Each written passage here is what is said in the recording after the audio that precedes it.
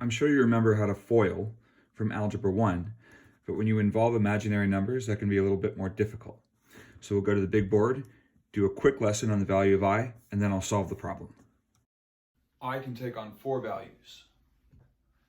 If I is equal to the square root of -1, then I squared is equal to the square root of -1 times the square root of -1, or the square root of -1 squared. Squared, square root, cancel out. They're inverse operations like addition and subtraction, multiplication and division, root and square root. They cancel each other out. What's left?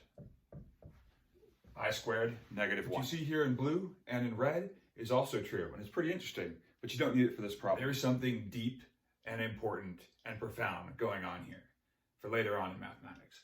But today, since we're only doing an SAT problem, this is the only part you need. I is equal to the root of -1. I squared is equal to -1.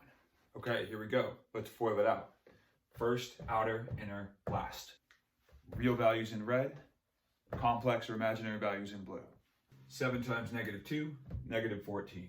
7 times -6i, -42i. The i just comes along for the ride. 5i times -2, -10i. We're going to combine like terms right here.